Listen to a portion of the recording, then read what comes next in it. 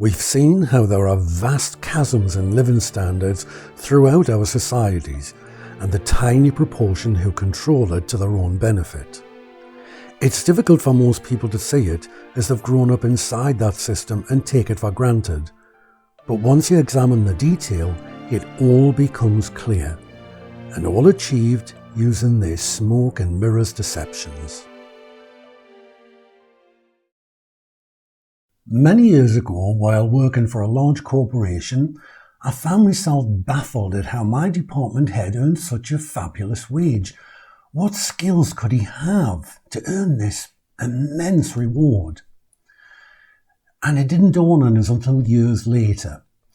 If his boss had come to him and said, if you can make 50 people redundant, we'll give you a £50,000 bonus, he would turn around to them and say, does that mean if I make 100 people redundant, I'll earn a £100,000 bonus?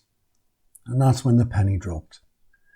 In this corrupt society where everyone's segregated off and compartmentalised, you aren't rewarded for aptitude, you're rewarded for attitude. Now, wealth as a concept most people don't analyse too deeply. But let's just think for a moment what wealth actually is at its most basic. In antiquity, we had the barter system, where trading was direct and personal. So you could ask for someone for a lift to market and maybe give some vegetables as the trade. You could enlist someone into building you a lean-to and have a pig as the exchange.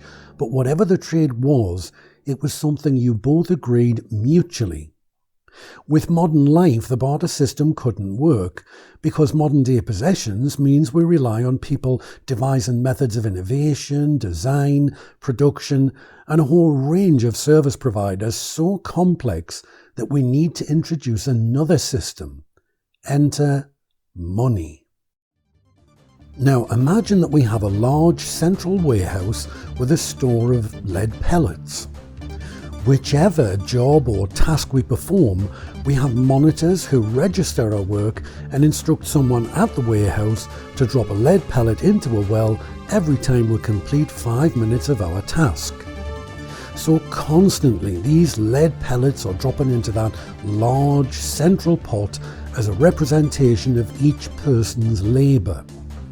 At the end of the week, we march along to the warehouse to be allocated our share of pellets that represents that labour that we can exchange for the various goods and services we use in our daily life.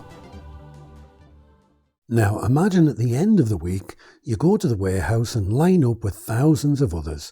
You're allocated a small tin and the pellets are measured out using a pair of tweezers.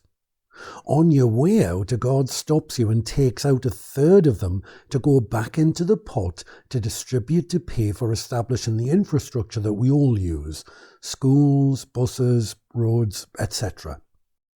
Now, as you're having the pellets taken from your tin, a man drives through the gate with a bucket for his pellets, and when he drives back out with it overflowing, the guard stops him to take back his third share. Another man with this bucket man steps out of the big car and argues with the guard for a moment, at which point the guard salutes Bucket Man and allows him to leave without having to donate any pellets at all back to the infrastructure. This is what's known as capitalism.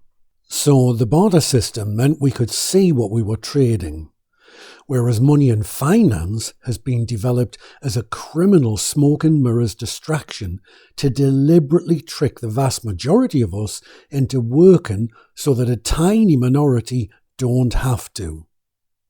Their control of our contribution is referred to as the economy.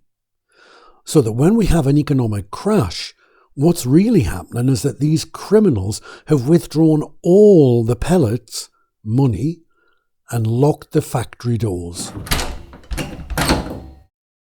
And in order to keep this trick going, they supplement it with another.